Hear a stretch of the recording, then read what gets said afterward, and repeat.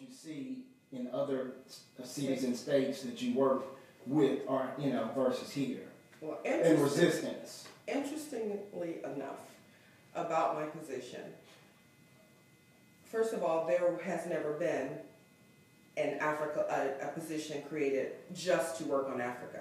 Oh, really? Before I came to the city, there was an organization that worked for All International, okay. But never have we had a person, just to do Africa. So why did it happen then? Passion from me. You just had it going on, and they had to go ahead and make it happen. No, you said that. I didn't say that. what I'll say is, I had the passion. I had to get support from my council members in the community, and my wonderful director. I have to send a shout out to Carl Zabikovsky, because Mr. Zabikovsky, he is so forward thinking. He's also from the private sector, and he understands opportunities and possibilities of dealing outside the realm of North America.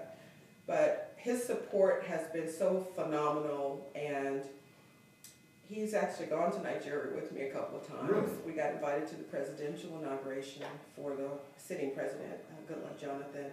Yeah, I read about that. That was in 2010, correct? That was 2000. Councilman Caraway, who was our interim mayor at the time, he also went. Dwayne Caraway? Yeah, he's actually my friend.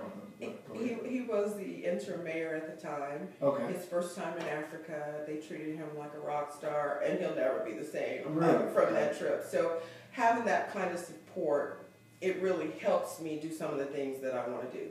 And I always bring up, the city is not philanthropic, because it's a business, and I get it. But what I love about Mr. Z, he understands the importance of cultural, especially with Black culture, well, all culture. You go ahead. It's okay. He understands the cultural piece, and I've tried to do my best with helping everybody understand it can't always be money about everything, because once you start building the relationships in those wealthier African countries, the money will come, the opportunities will come. But what I love about Africans, I told you before, they're very cultural. They want to know how your mama doing, they want to get to know your family. And then when the friendships are formed, it makes for incredible business opportunities. And I was just reading an article yesterday about Nigeria becoming the #1 African country with a GDP.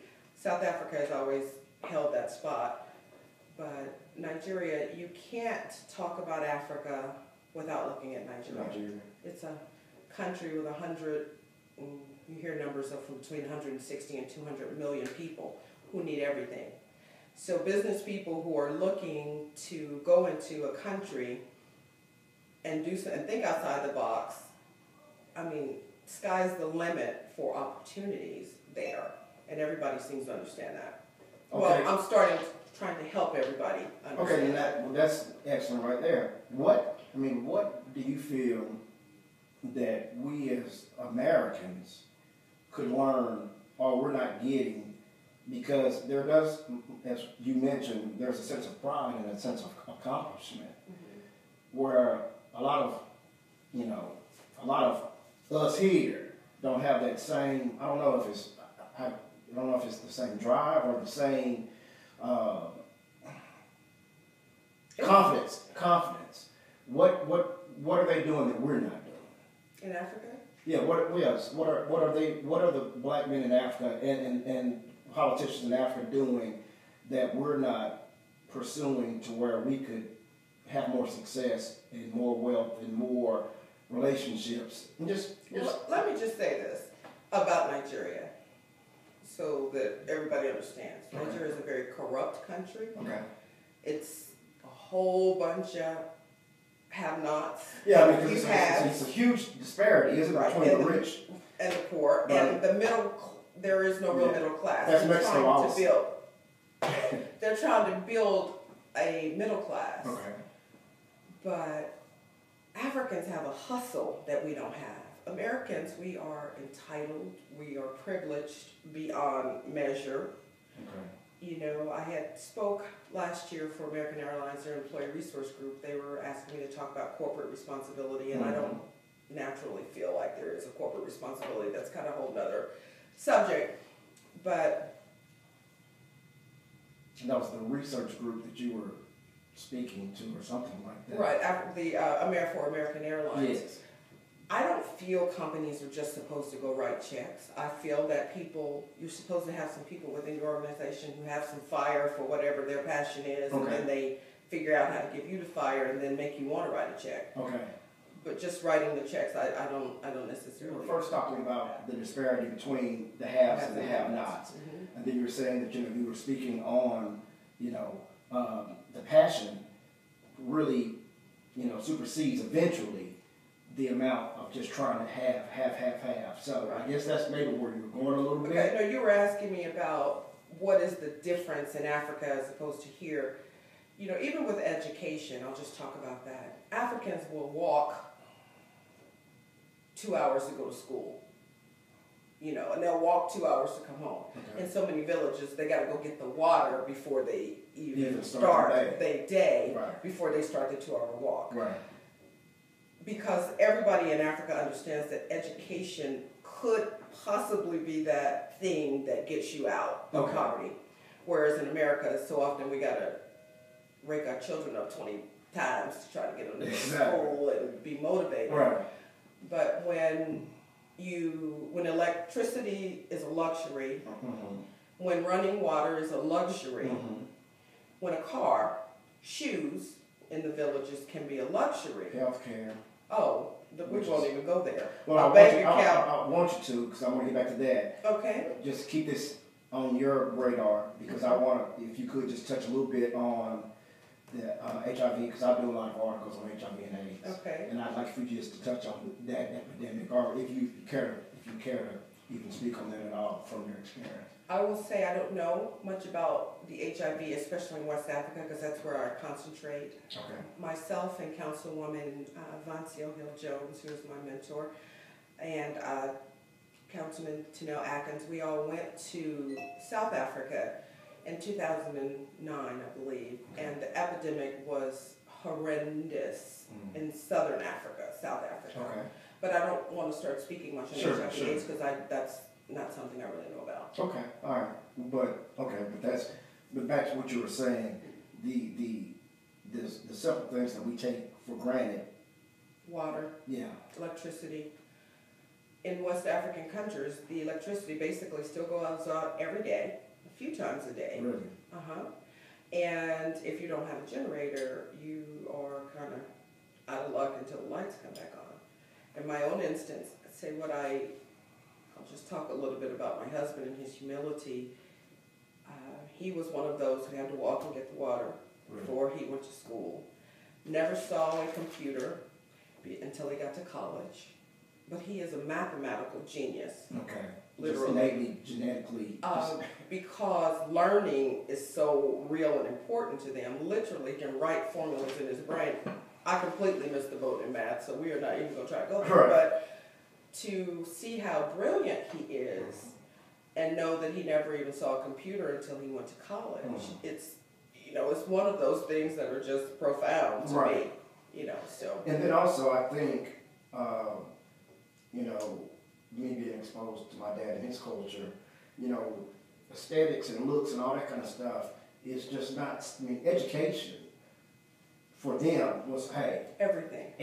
That's just what it was. Yes. It wasn't even a matter of should I go to try to get education. That's just not an option. It's not an option. Yeah. It's your house. Yeah, that's just what it was. Right. So I think that's a big difference. And I assume that when you first got that from your husband, did it come off as arrogant to you when y'all met, or did you feel like, okay? My husband is the most, he has the most humility of any person I've ever known. Really?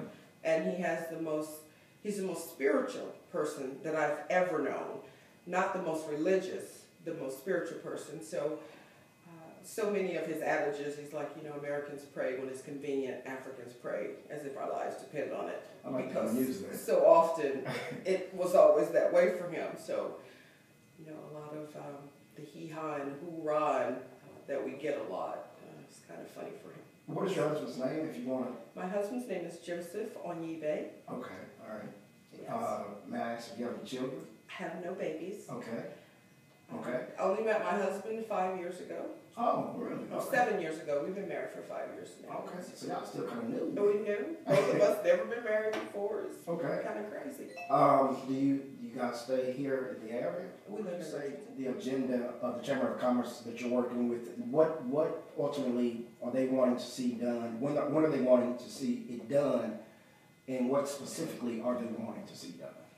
Well, you'll be interviewing Dr. Oneyeibe here pretty soon. Okay. And I'd like for you to talk with him in detail about what he would like to see done, or resources or whatever for West Africa. But basically, being a bridge, we are looking to be a bridge from Dallas to Africa. Okay. And so often that's business, that's bilateral trade. Mm-hmm.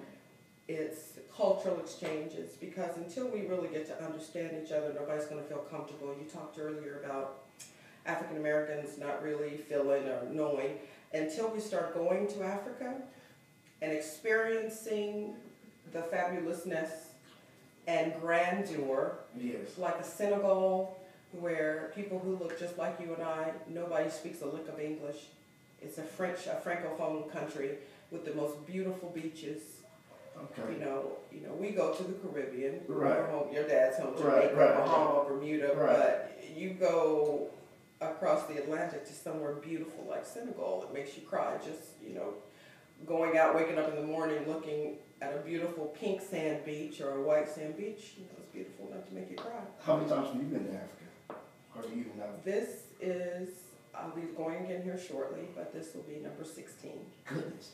And do you believe that I don't know if it's really called a pilgrimage, but do you believe that we as a black people should, if we have the opportunity, if we should go, we should try to make it to Africa to see that? You keep asking these wonderful questions. Let me tell you how I feel about going to Africa. It's a must for your bucket list. Okay.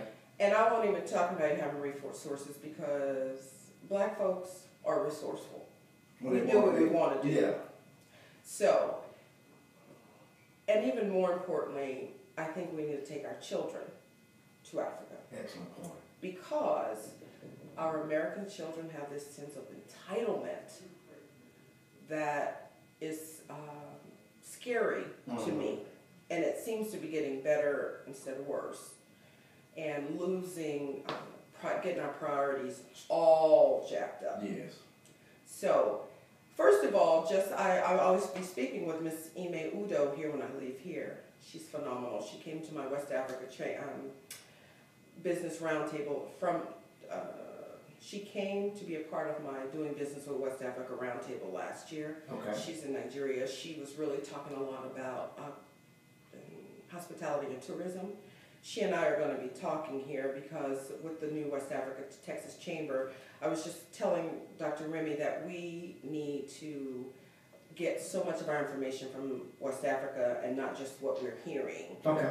So she and I are, she and I are going to really be talking about Nigeria in particular for this particular piece. She's being a director for a travel agency there in Nigeria.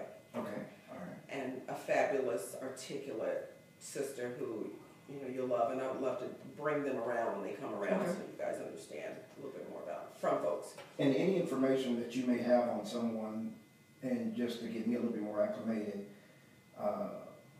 factually, and the go-getters and the heavy hitters in the movement that you could send me, I greatly appreciate it. I'm going to do my research on my own, but anything that you have, you'd be doing me a solid.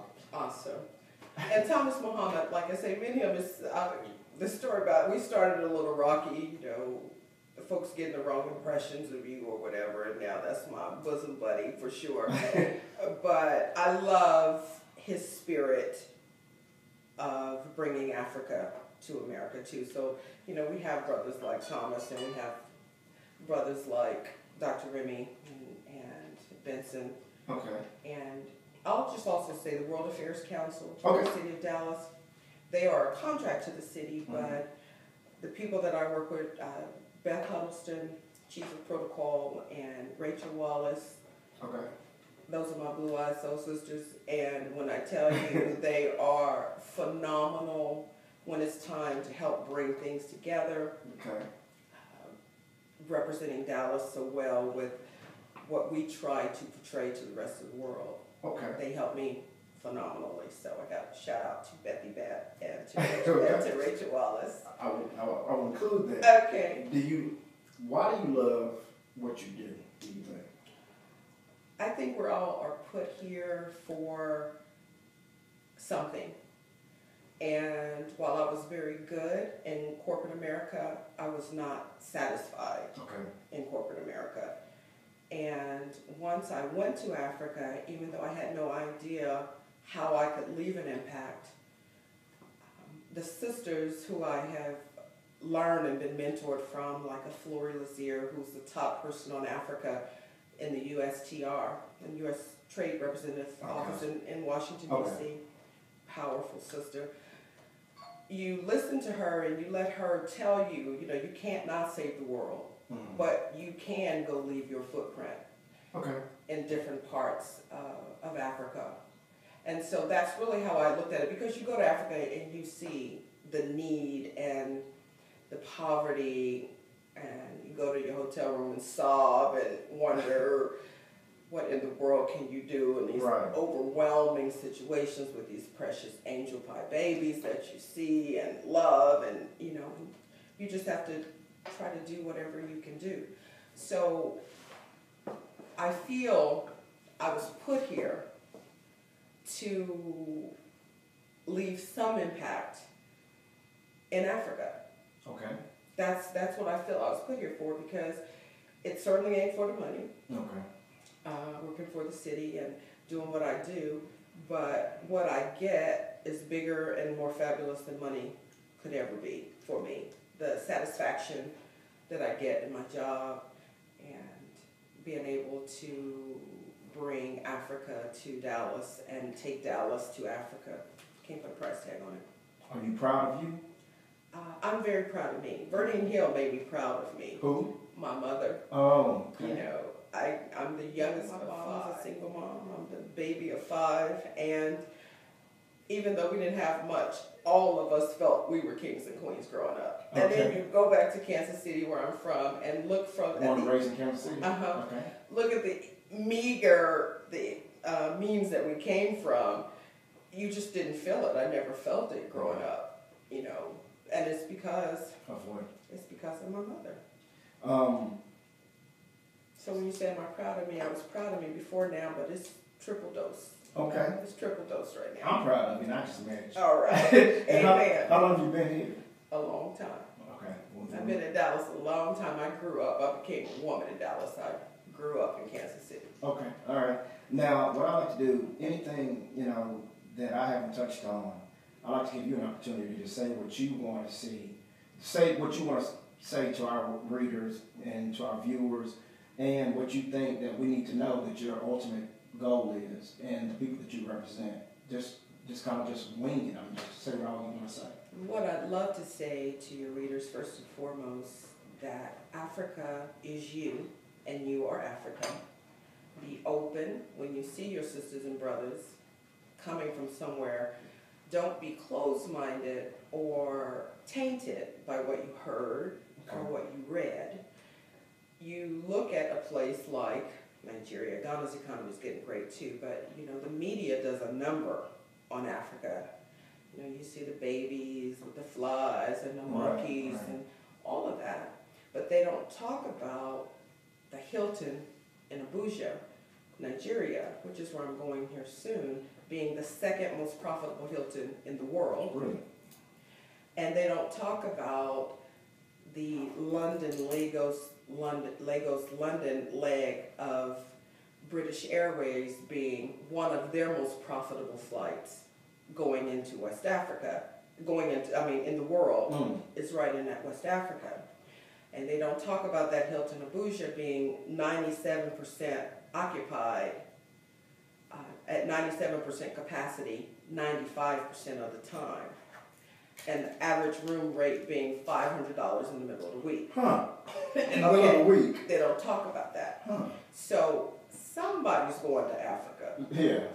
Whole bunch of folks Yeah. are going to Africa, just not Americans. Right. So that's what I want you to know about Africa, and some of the most beautiful landscapes that you will ever know are in Africa. And so when you're thinking of vacationing, when we're going to Europe or we're doing all that, just get on another plane and go to Africa, to your homeland, and get to see some things that are incredible. Now, speaking of things, seeing things that are incredible that you're not used to seeing, I mean, what is it like to see, like, the King of the Jungle, lions and things like that? What is that? We won't even discuss that, I swear. We went, in South Africa in particular, we went to Kruger Park, and you see Mama Elephant with her babies, and we never saw any of the big cats because they don't like fooling with folk. Okay, yeah. Yeah. But giraffes and all too of much their... potentiality for something to go wrong. No, we were there looking for them feverishly. They just don't come out. They don't like to be seen. Oh, okay. Right. Did not know that. But zebras and rhinoceros and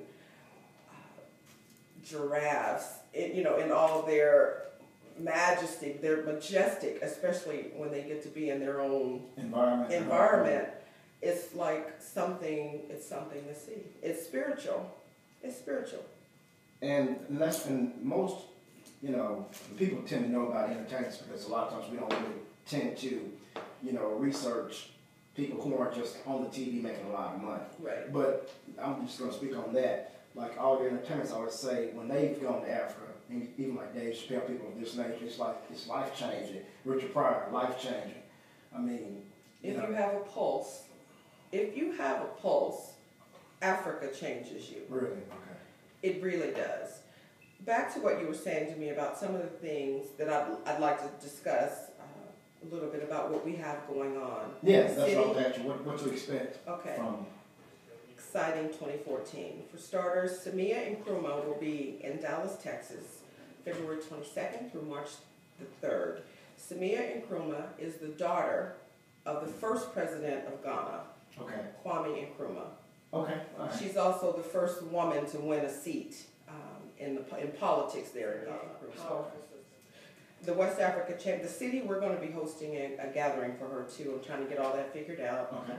And the West Africa Texas Chamber also will be hosting her. And I'll get you more information on that. Okay. We have this U.S. immersion, Nigerian U.S. immersion coming March 26th through the 30th. I'm very proud. You asked about pride and proud. I'm very proud of this. This is something I've been working on for 2 years with the Nigerian government. Yes, no, it's going to happen. It's not going to happen. It's finally going to happen. Okay.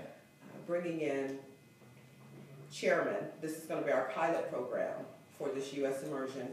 Nigeria has 774 districts, right? Okay. They don't have mayors, but these are chairmen. The actual president now was a chairman of his state, but it's 774, so we're starting bringing a pilot of 35 to 50 of these chairmen coming in March. Hopefully, if the Lord says the same, 5 to 6 weeks apart, bringing 35 to 50 chairmen until we get to 774. Okay. So if you can think about how huge that is, that's huge. Monumental. They'll be coming here to learn business, expand on their business knowledge, and truly how to run governments, because I truly happen to believe when you know better, you do better. And so if we can start bringing these people in and truly showing them how to run their state and really do business without all the corruption and all that, hopefully we can make an impact.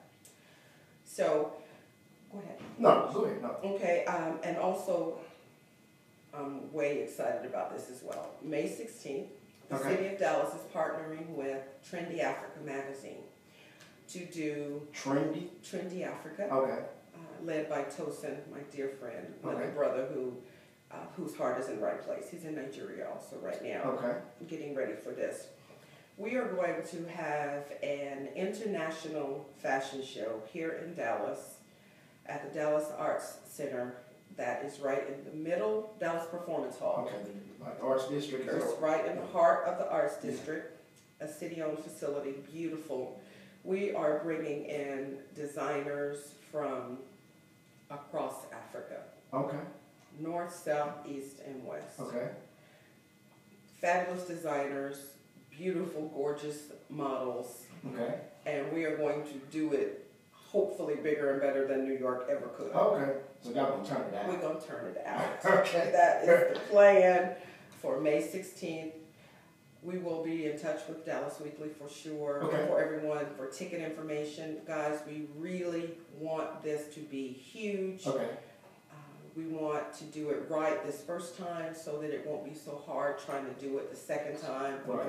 You know, then improve Kind of ourselves. open doors to us. Open doors to African fashion is incredible. New York gets it. They Right, understand what Africa means. But Dallas, like what I say, I've been traveling. I've been on 5 continents. I've seen most of the world. Everybody talks about Paris and New York. Okay, yeah. Paris or New York, outside of the Eiffel Tower, they don't really have anything that Dallas doesn't have. Yeah. We're, you know, they're more cultural, but we're really trying to work on that cultural piece Right. in Dallas. Dallas is this fabulous place that we haven't hit a piece of our potential. So we're going to be doing that, and more to come on that for sure. And also the West Africa Chamber, we're going to be doing networking mixers so that we can really start to engage Africans and African Americans through a chamber. I have been doing that through my office and doing more things at City Hall. But for the success of my seat at City Hall, my vision of the Africa liaison for the city is something way bigger than me that can be a legacy long after I'm gone. Okay. And I think that African chambers are going to be the only way to help keep that, because the city has to work with the chambers and the chamber has to work with the cities bringing business, because the city can't do it all. Right. You know, work through the chambers, bringing business and bringing the cultural piece Okay. to what we're doing. So we're going to be having all types of networking mixers going on throughout the year, and bringing business executives and government officials from across Africa to talk about opportunities. Okay. So that we can get some of the major corporations, because infrastructure is a big problem in Africa. IT is a big problem. Water. Just kind of behind in IT. They're behind in everything. Okay. Everything. Electricity. There's electricity Yeah, every day. They're behind in everything. So we get more big companies looking to go into Africa through these chambers. It really helps with my seat, the Africa liaison seat in the city of Dallas. I guess it kind of like it exposes people to things that they didn't know, and makes them more comfortable. Sure. And what I was going to ask you is that now you're a phenomenal person. I'm a pretty decent writer, so chances are that a lot of people are going to read this. You know. I'm feeling that. So what I want you to, if you can, do you know of any like resources that you'd like to mention that people, if they're wanting to get more educated on, what's going on in Africa? Yeah, I mean, and what they could do, or how they can be a part, or how they could just, just get more acclimated to the whole Africa piece. Yeah. Well, Mr. Allen, I'm really pumping up this West Africa Texas Chamber right now. Okay, so that's true. But it's something I co-founded with Dr. Remy Juice out of necessity. Okay. We have been taking... What's your again? I'm sorry. Dr. Aquaba, who you're going to be interviewing. Yes, okay. Out of necessity. So we have really been, this is really our baby. We have really been cultivating this. And the website it should be live here in about 2 weeks. We have been working underground to get everything. And Samia Nkrumah coming is going to be our first out with having her here. Okay. So I promise you, I'm going to get you some information about that really, really soon. And the East Africa Chamber is EEAC.org, I think is it. And I was so excited when I sat in this room with all those other community leaders a couple of weeks ago about that whole collaboration and coming together, and Dallas Weekly being a big part of that, because that's exactly what we need. Okay. And so as long as it's ongoing, I think it's fabulous. And we will be having some things to talk about that are substantive, that people hopefully will truly want to read about, because it's real, it's now, and even investing in Africa right now, if you don't get in pretty soon, you're going to be behind the 8 ball. Yeah, we're quick to be behind the 8 ball. We are very good about being behind the 8 ball. The Chinese are in Africa crazy like really? Indians, Lebanese, Australians. And we really don't, and maybe I just don't, but you really don't, I don't think the general public knows these things or is aware that everyone else is on top of it, and we're falling so behind. We're so behind. Yeah. An interesting point to that, when I was at the Hilton in Abuja, the second most profitable in the world, they had 6 clocks across the wall, and the fabulous Miss Joy at the front desk. I was like, where is America? She's like, we don't have that much American traffic, so basically no American clock, because there's no real American traffic. So I was like, okay. So chances are they don't have a Rudy's there either, do they? They don't have Rudy's, Williams, they got none of that.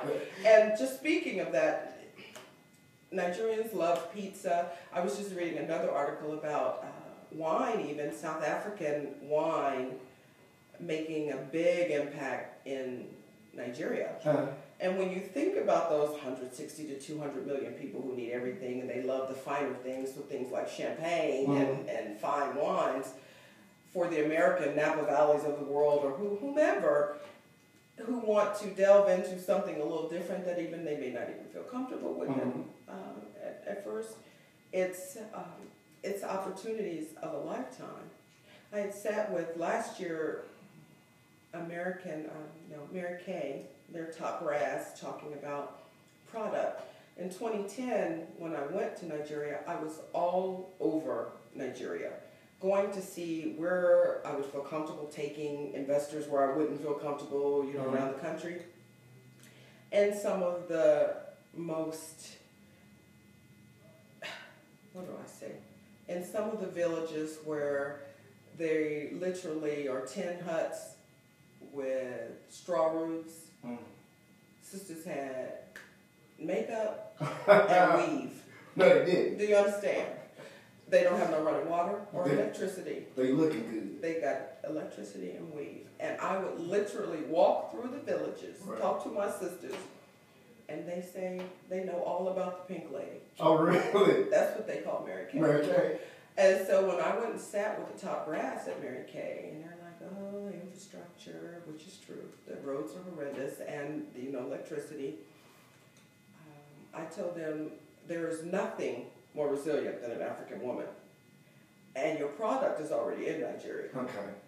So why not go and legitimize your product in Nigeria in particular? Yeah. I don't know how their product is getting to Nigeria, but it's getting there. Because in the remote villages, they know about, they call it the Pink Lady. Okay, all right.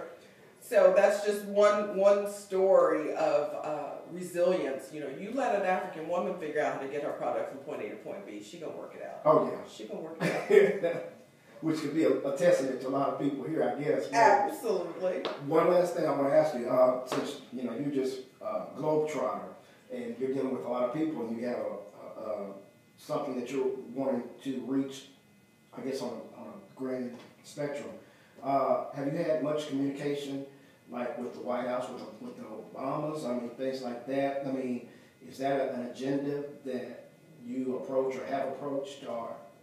You ask these good questions. Thank you. No. Okay. I would love to be at Michelle Obama's International Women's Day at some point. I love everything that they stand for, but no. Okay. I do have great contacts in Washington. As a matter of fact, when I come back from Nigeria, I'll be going to Washington to meet with ambassadors, West African ambassadors in particular, to tell them about our new chamber, garner their support for what we're doing, and to get Ambassador Dayford's buy-in for sure, and blessing for this U.S. immersion program. So that he can help me, hopefully, with these visa issues that go on with West Africa and everything. But I love what Obama's doing. I love the fact that Africa is somewhat of a priority for him, and that he understands Africa can make the difference in our own GDP. If we start really partnering with Africa, it could take care of a lot of our own GDP and our own financial issues. Because the money is there in Africa big time. Now, just finally, what do you, from your interaction, how do the people, the Africans that you're dealing with, what is their, I guess, grade of Obama? What is their evaluation of him? How do they feel about? They have ticker tape parades Do for they? Barack Obama. Okay, all right. Okay. You go anywhere and talk about Barack Obama in Africa because they see themselves in him. Yeah, exactly. Yeah. You know, and so even for us as African Americans, I think maybe we didn't know we'd ever see a black president in our lifetime. No. So you say Barack Obama, and they will have ticker tape parade. And it doesn't matter that he's so light-skinned that he did it. No, that's a brother. He's a brother, and his daddy being Kenyan don't hurt none. Yeah. You know, that don't hurt none. Right. So Africans are very proud of Barack Obama, just like we are proud of Barack Obama. I really wanted to get that out. I didn't wrote that down. But Sure. Okay. Well, hey, you're a busy woman. I think we're pretty much done, I guess. I loved it. Thank you so much for the opportunity, sir. I appreciate it. No, thank you. And I'm looking forward to working with Dallas Weekly to truly help put the word out and make this bigger, better, and more fabulous. Okay. And we'll have